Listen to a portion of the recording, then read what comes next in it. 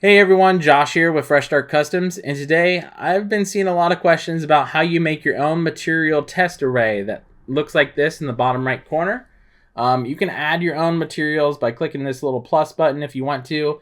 I don't know if they have the option to add like a photo yet. I haven't dived that deep, but you can go ahead and print your own like this on your own material, have it chilling on your desk. That way you can view it before you print, and then just type in the settings manually or type in the settings by clicking this little add button.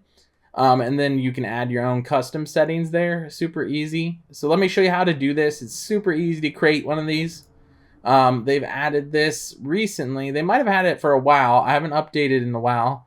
But since this latest update, all you gotta do is click on rectangle, hold down shift, and we're gonna create a square when you draw it out.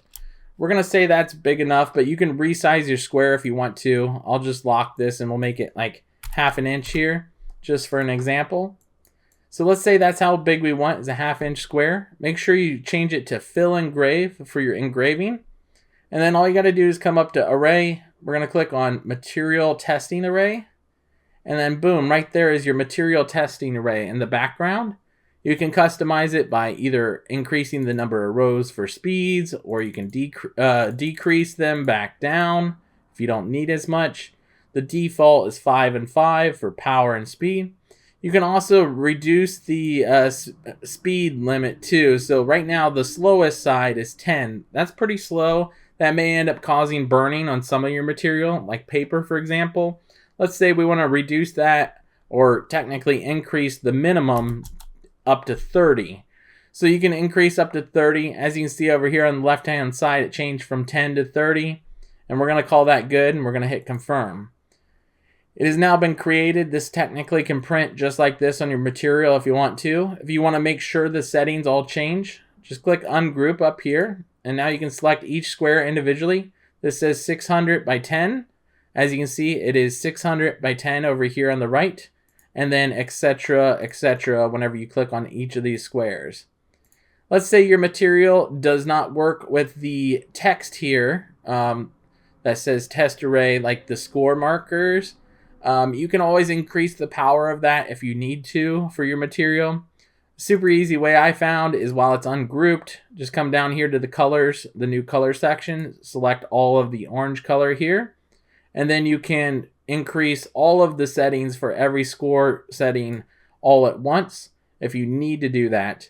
Most of the times you probably won't have to do that, but just a heads up, just in case you need to. And then once you have everything set perfectly, highlight it all, click group, and it is now grouped together.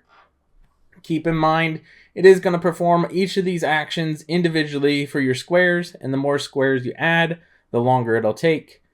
You should, in theory, be able to do this with scores as well, but I think I've seen like a little semi-glitch that you got to kind of do here. So when you create your square, let's say we create it here, and we want to do a score setting engraving for like test material, do the same thing, click material test array, and then we're going to leave it default.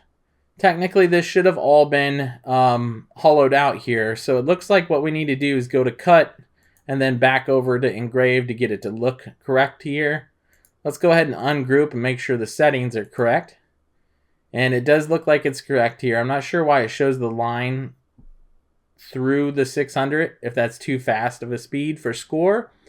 But that's just something else I wanted to throw out there if you need like a score or even a cut setting. Obviously the cut, you don't want to make sure that your letters get cut out, so you have to be aware of that too before you do that.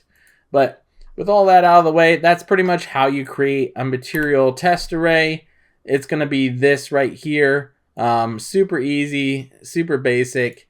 And if you want this to cut out, just make sure you throw a rectangle around it. That's a cut line.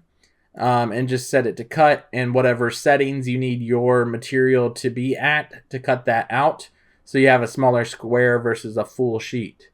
Other than that, I hope that helped you out. I know I went really fast there. If you have questions, just throw them in the comments below. I'll be happy to answer them for you.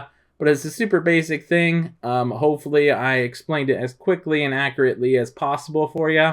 And we'll catch you guys in the next one.